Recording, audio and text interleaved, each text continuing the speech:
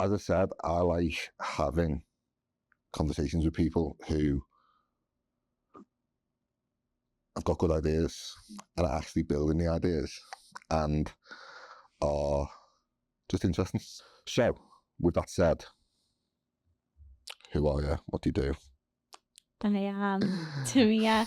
I have a business called Confidently Support, where I deliver mental health first aid training to anyone who wants it. Amazing. And how did Confidently Support kind of come to reality?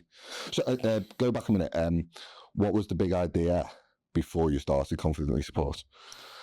The big idea was help people, use my life experience and my awareness to help people in need and spread awareness. That's interesting to me because you told me before this podcast you're 25. Yeah.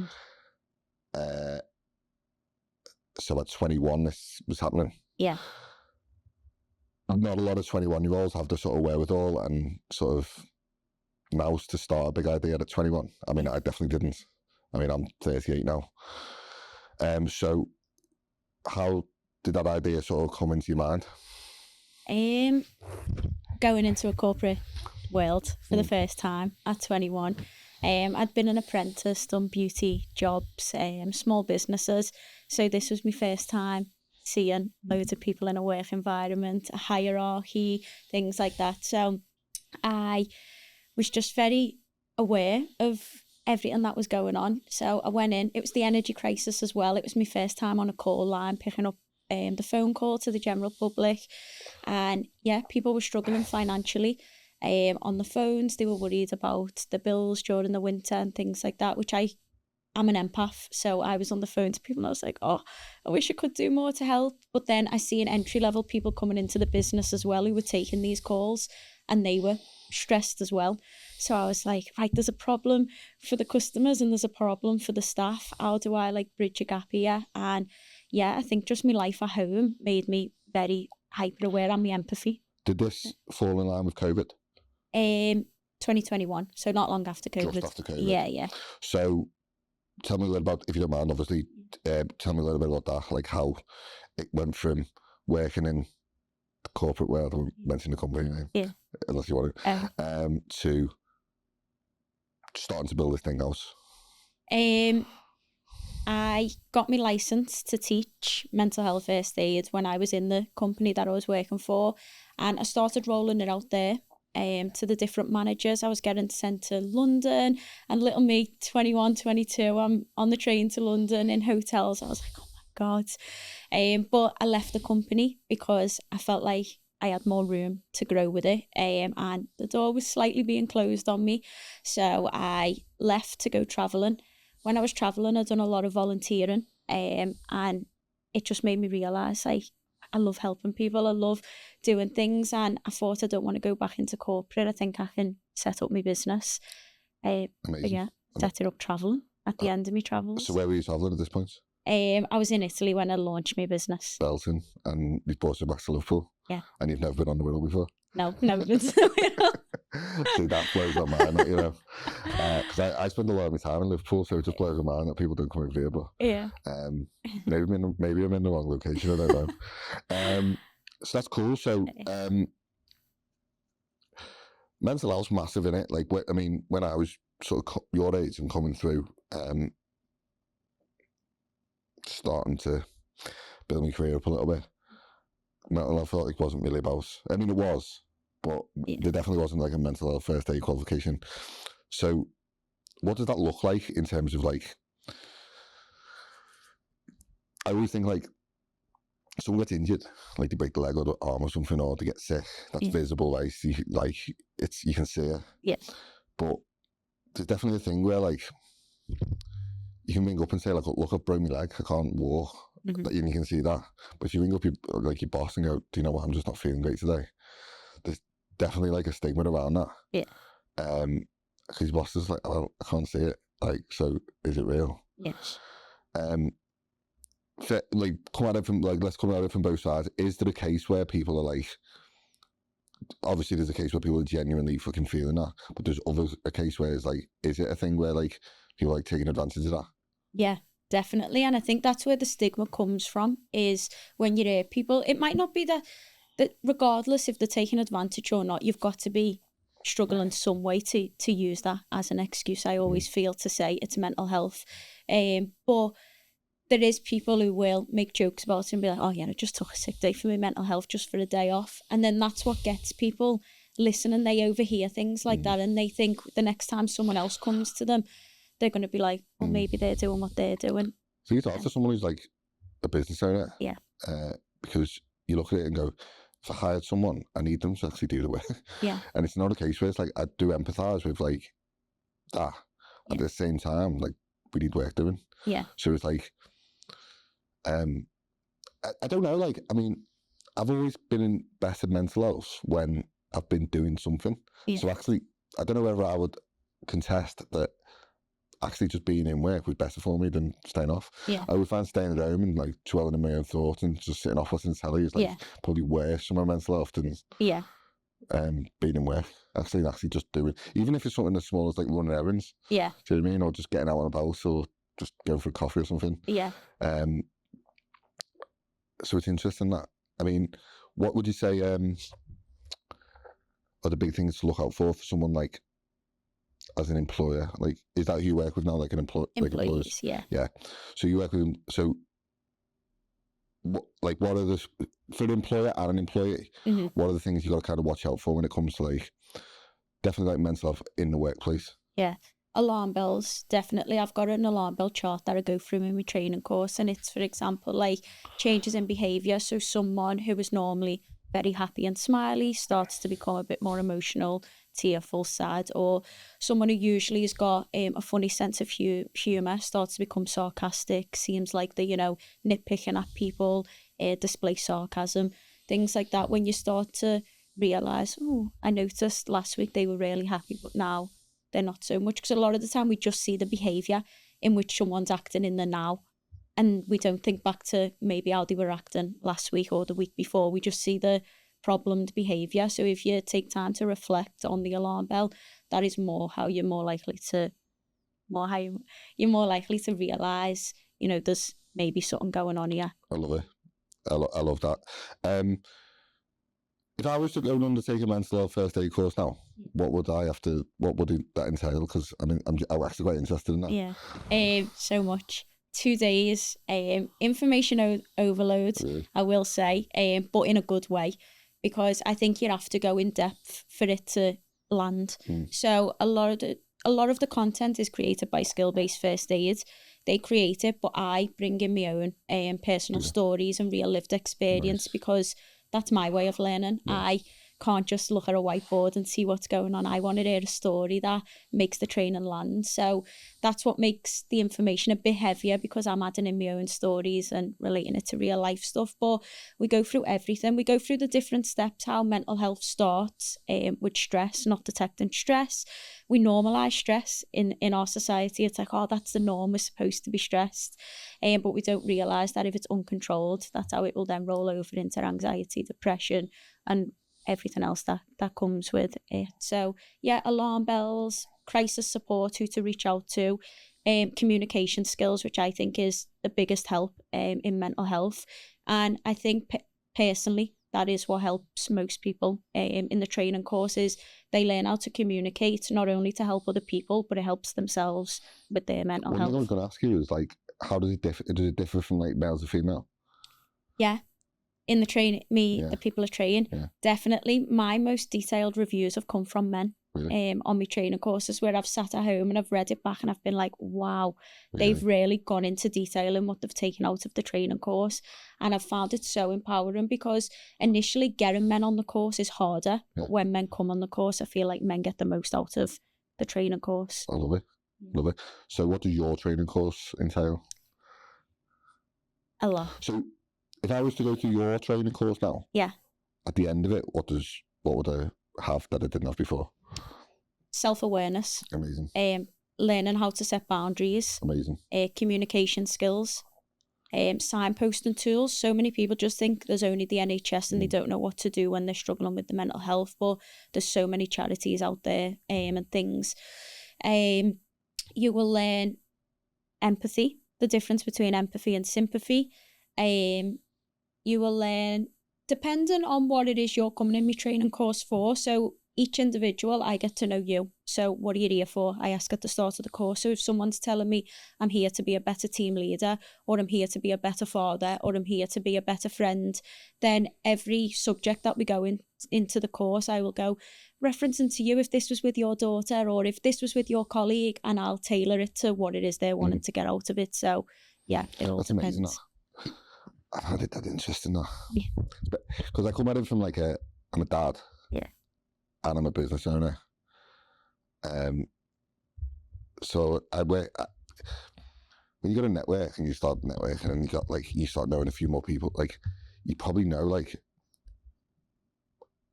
way more people than the average person. Yeah. You know what I mean? So when it comes to communication, there's obviously the big thing about like it's good to talk about your problems. Why is that the actual case? And that's a genuine question, because again, like slightly different generation. Yeah. It just wasn't like really like, for want of a better word, talked about. Yeah. To talk, you know what I mean? Yeah. So it was like, it wasn't like just sort of like, you know, put your big boy pants on and get on with it. But it was like, just wasn't. I just never, I don't know, like, I've never really had, I wouldn't say I've had severe mental health problems. Yeah. But it's definitely been like the ups and downs of life. Yeah, yeah. Yeah, But definitely. at the same time, like, I don't know, like what is the benefit in that? Like, I mean, yeah. I don't know the answer. This is a genuine question. Yeah. What is the benefit to actually just talking? Because I've seen this, Paul Scholes, the ex-footballer, he talked about, I heard him on a podcast. He talked about his son having autism. He was 21 and he stopped doing like football punditry. Yeah. Because he wanted to look after his autistic son who's 21 and he's like 50 now. And he was like, I need to like just be there, and it can't be like up and down the country and stuff. And because he talked about it in such like a candid way, like the next podcast he done, he was like, I just can't believe like just talking about it was like helped so many people and had so many messages, and there was like not one negative message around it that he's seen. And I was like, wow, that's amazing. That. So what is, like, for anyone who's going through something or might not want to talk about it, what is the actual benefit in talking about it?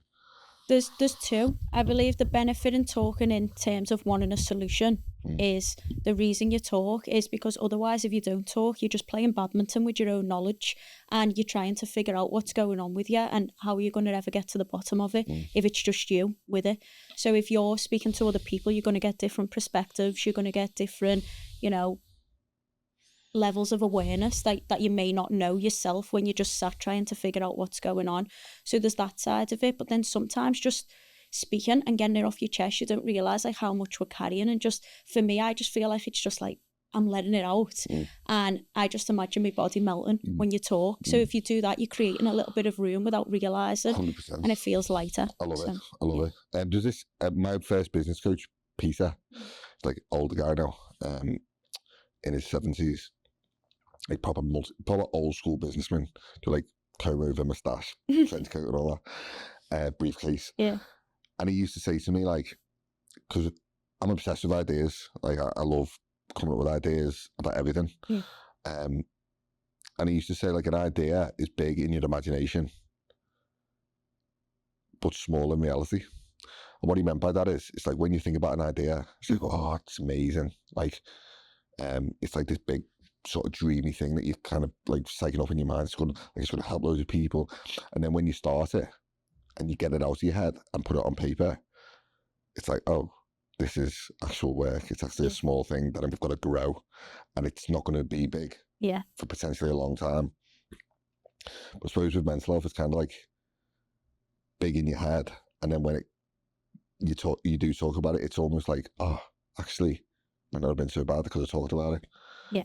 Am I right? Yeah, am I got that trail of thought right there? Yeah, definitely. I think it can feel scary because you don't know how people are going to take to it. And maybe if, you know, you've been shut down or you've tried to speak in the past, you instantly think, I'm going to say it and people aren't going to, you know, be bothered, or they've got their own problems, and you're just going to play again, badminton with yourself with all the things that could That's go actually wrong. a great way of putting it, that Yeah. badminton in your own mind. Yeah, definitely. And that's what I think happens. But then when you do it, you're like, do you know what? Like, it's out there now. You can't say it's done. And, you know, what's going to happen from it? 100%. Yeah. So It's amazing. Yeah. Amazing. One thing I wanted to talk to you about was like family now. Yeah. Because obviously I've got a family now. Now, I didn't have my first kid till I was 34. And all my mates had kids when they were like early 20s. So I was like the latest of a kid. You all get married? I am married. You are married? Yeah. Okay. At Yeah. 25. Yeah. I seen a post you put on when it was like, it's a bit uncommon to be married at 25 days. You kind of go, this thing. Back when I was young, Yeah. loads of people married at 25. Why do you think that's changed? And why do you think, and this does tie in, why do you think that ties into having like, and I've got my own reasons for this, having a strong bonded unit Yeah. is good for your mental health and your overall well-being? Why do I think it's changed? Firstly, it's Let me just interject a minute. Yeah. The reason why I say this is because I literally see women Yeah. on social media now that are like, I don't need no man, or they're like, I'll only have a man if they're like 6'2" Yeah. and make like £500,000 a year. Yeah. It's like the average like income is for a man in the UK. Yeah, like it's mad, isn't it? Yeah. So the standards are being set so high by women, but at the same time, like for men, it's like they're all fighting over like 1% of women because all these other women have got like such high standards. Yeah. So men are getting like really disgruntled. Oh, I can't find a woman, and then the women are like, no man meets me standards. Yeah. Like that's like the message that's getting put out there on social. Yeah. But in reality, all you'd end up with is like a load of like lonely, unhappy people. Yeah. Definitely. And I think that's what it is. I think a lot of the times people are putting high expectations on what they want, what they don't want, which can be fair if they've had bad experiences, but then also it's not fair to put that onto other people. And it's hard. I think I see it a lot because I'm the youngest of my 6 siblings and I'm the only one who's married. And I don't think right now one of them is in a relationship. 2 of them is in a relationship. And I've always looked at that, like seeing, you know, my brother not getting a relationship and things. And I always felt guilty, like, you know, why is it me like getting this special love? And, you know, I see how hard it is to search for it. But I think I say I got lucky, but I also don't like to say that because I put in the work for my relationship. And I see what you're saying there. It's with expectations. Because I've grown up with my husband since I was 14. There's never been, for example, any financial pressures. I've never been a woman who expects him to pay for everything for me. Also, I'm just quite hyper independent. So I'm like, no, I'm not having that. But also because I've spoke to him, I've seen his, you know, life growing up. I see that he's working to, you know, earn his income and get on top of himself. And if I was just taking from him, you know, going out for cocktails, not caring how much the bill was going to tot up to, I think that would affect his mental health because financial difficulty is one of the leading causes in mental health. So I think what happens there is there's financial pressures a lot of the time in relationships now, especially with the economy. Oh, there's no stress like financial stress. It's fucking horrendous. Yeah. But I would actually agree with you on that. Like, the society generally would be a lot better off if a lot more people were married. Yeah. Yeah. And actually people took that attitude of, do you know what? It's not, in a marriage, you're 2 halves of a whole rather than this is me, this is you. Yeah. So that's a good take. Yeah. Get married. Yeah. If anyone's watching this, get married. Yeah, it's lovely. Yeah. I mean, as long as he's nice and you're nice. I mean, I'm 38 and I'm not actually married. Yeah. But I'm engaged. Mm-hmm. I've got 2 kids. And my life has just got so much better. I would say, like, I had my first kid at 34, second at 37, and I'm like, I wasn't a man until I was a kid. I was a boy until I had a kid. Yeah. But my life's totally changed. Like, my 20s was nothing like what yours looks like, which is crazy to think, really. But like a lot of my mates did get married under 20, so you know. Social media, we touched on it. Positive or negative? Torn. Is that a bit of a black hole? Is it a bit of a grey area? Yeah. So I love it and I hate it. No, I wouldn't say I love it.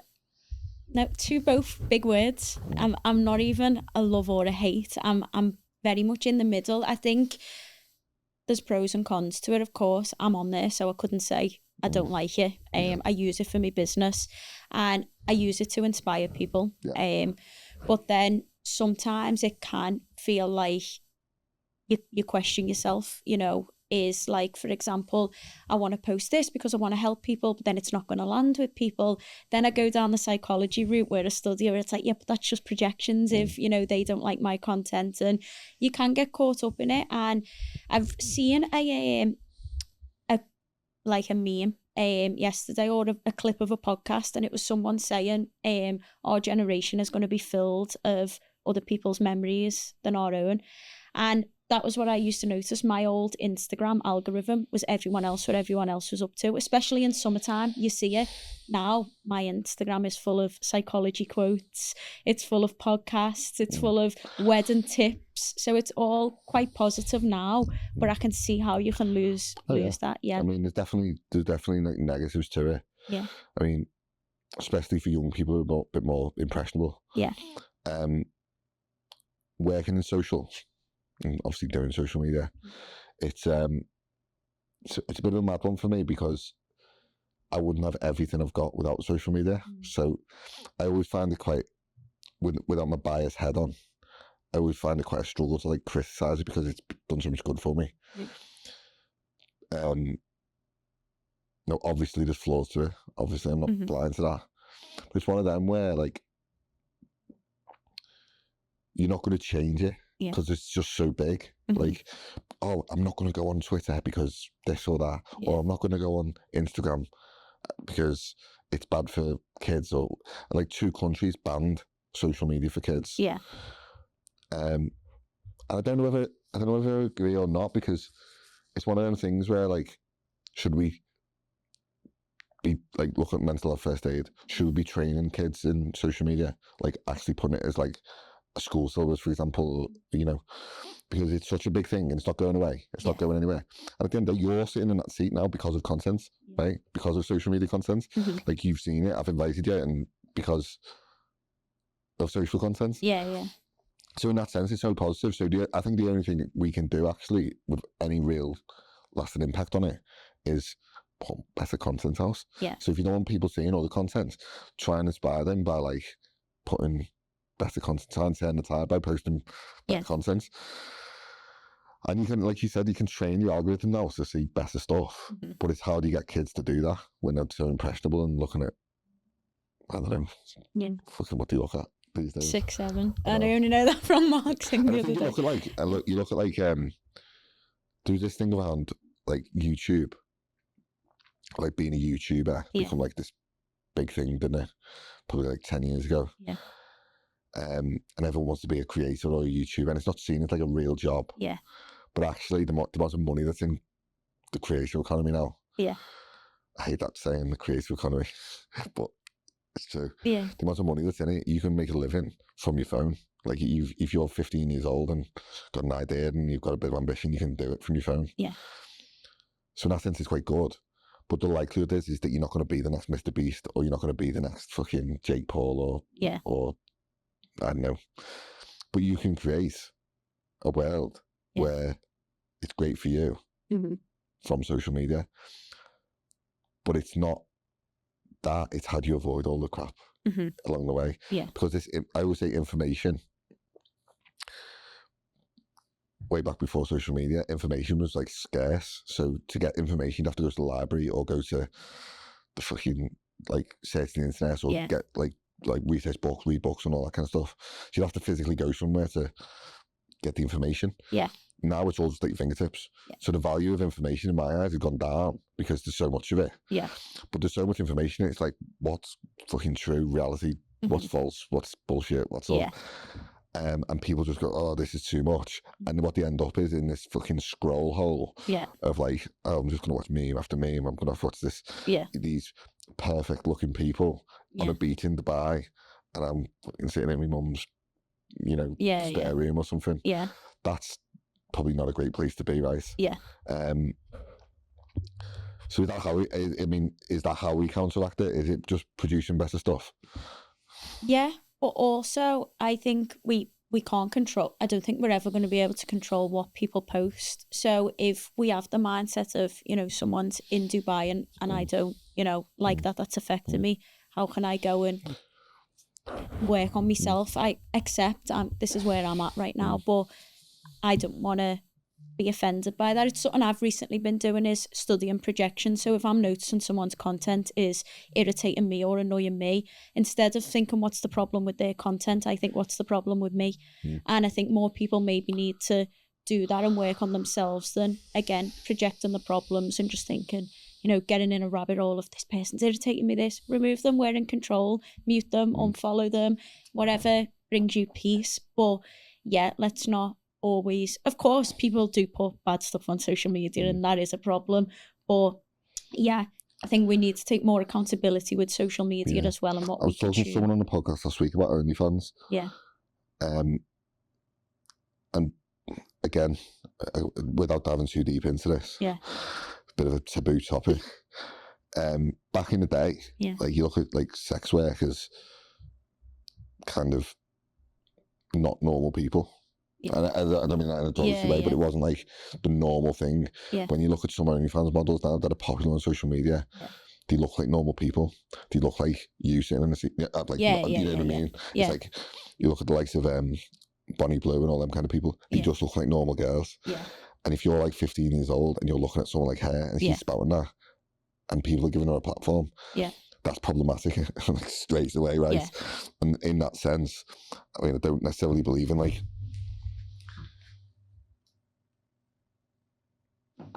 I don't necessarily believe in like cancelling people as such. But in that sense, just giving them a platform is just bad. Like in that sense. But it's different because these girls just like are so like well put together and so like just normal looking. There's no, I mean, there's nothing behind the eyes or empathy there. But it's like girls are looking at that going, that's normal, and they're making £1 million a month on frigging OnlyFans. I'm going to do that because it's better than going sitting in an office. You know, like, and how do you fucking navigate that? That's hard, like. Especially as a parent as well. You know, when you're looking, I've got 2 boys and fucking hell, like, I mean, the amount of like worry that it puts on you. And I'm more aware of it because I work in it. So, it's a tough one to really navigate. But I think it might all change again because all this AI stuff that's coming out. I mean, you never know. It might end up, social media might end up being a thing of the past. I always say I'm not attached to social media in the sense that I'm not going to be like, if social media goes away, I've got a social media business. It's like, I'm just going to navigate where the attention goes. So where's the attention at? So people are looking at Instagram all day, people are looking at TikTok all day. Instagram and TikTok go away, it's going to go somewhere else. It's like when the television came out and the radio was like, oh, no one's listening to radio anymore. Now YouTube's come out, people watching YouTube more than like ITV. There was this thing in the news that said that Sky are thinking about buying ITV because ITV are just not making any money. So they're going to buy ITV, which is crazy. Anyway, that's a totally different topic. For anyone who's listening to this who might have any issues around the topics that we talked about, what are some like sort of just quick tips you could give them in terms of just getting themselves in a better place? Do things that make you feel good. Something I've been doing recently is putting myself forward for makeup modelling. When we speak about mental health, it's not just about, you know, sitting down, talking to people. It can be anything that makes you feel good. Even sat here now, I was nervous, but this feels good. I feel like I'm accomplishing something here. I've come on a podcast. Like, putting yourself out there, doing things that make you feel like, oh, I'm growing into the person I always vision myself being. So Yeah, makeup modeling, dance classes, you know, getting into paddle, anything that makes you feel like I'm doing well at this or I'm good at it, that helps your mental health. And yeah, it doesn't always have to be clinical, because I think when people hear mental health, they get scared that it's always clinical. It's like, no, a lot of the workshops I do, we're just there having a chit chat, or I'm sharing like a story about how I set up my business. I go to business talks and I hear how other people have gained success. That helps my mental health because it gives me something to work towards. It gives me an area where I may be lacking at home, where I'm like, I don't know who to speak to about business. I'll go to a business meeting. It's like, okay, that's just fulfilled that void in me there. So get out and do things. That is definitely a tip from me. Get out and do things. Yeah. I like that. Easier said than done now. It is. But yeah. I mean, I remember like looking back, like I do look back and cringe a little bit at my former self, but you should. Yeah. Like, I mean, if you look at the man I am today, compared if you knew me 10 years ago, fuck, you know, it's completely different. A bit of a wild boy back in the day. But it's one of them where I like that you've grown into yourself. Yeah. I like that concept of growing into yourself. Yeah. And if anyone has been engaged by these topics today, where's the best place they can find you? Instagram, confidently support. I always speak to people.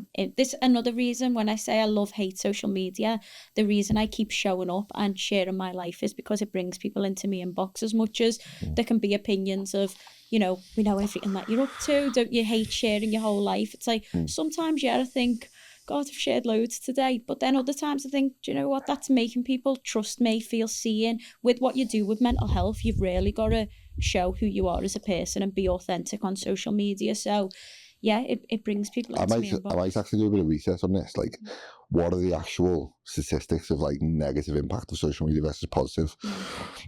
Because from speaking from my own experience, like, I haven't really had any negative. Like, I mean, obviously there is out there, but like, I don't know whether it's like I'm just acutely aware of like, that's wrong. Yeah. Like, that is just wrong. Yeah.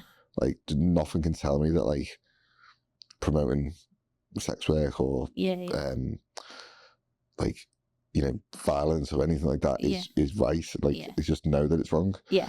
But obviously people are impressionable, right? Especially young ones. So I'd be really curious to know like what is the big thing between like the positive and negative impacts of it. Because a lot of people are just kind of like, no, it's shit. Yeah. It's like social media these days is crap, and I'm like, it's short-sighted. I don't know. Maybe it's just like more of an in-depth topic. Yeah. Something I found recently is I think my social media is better for strangers than it is people close to me. That was my negative take on it, was I'm sharing all of these updates, you know, when I'm going travelling, when I'm getting married. And I think it stops as many genuine conversations in person with the people closest to you, because it's like, oh, we've seen it on Instagram, and you don't have that same excitement of like showing them what you've been up to when you're traveling. But then on the other hand, when it's a stranger looking at it, they're like, oh, I'm really motivated by what you did, how did you do that? And it brings questions in, and that's where I'm able to offer support and a mental health perspective. But yeah, friends and family, I struggle with that side of the seeing everything on social media. So my conversations are so much more limited now in person because they've seen it all. So yeah. Tough one, that, isn't it? Yeah. It is a tough one. I mean, but you're helping people. That's the main thing. Like, I always think like, what's the alternative? Like, if someone's sitting at the end of social media looking at the phone and they need that help and they're not seeing anything, but you've got the knowledge and the wherewithal to make a bit of content that might help them. Yes. They might not see that, but they might. Yeah. So if you don't make the content, you definitely not. If you make the content and post it, you might help them. Yeah. If you don't make the content, you definitely won't help them. Yeah. So it's one of them where it's like, just post the content.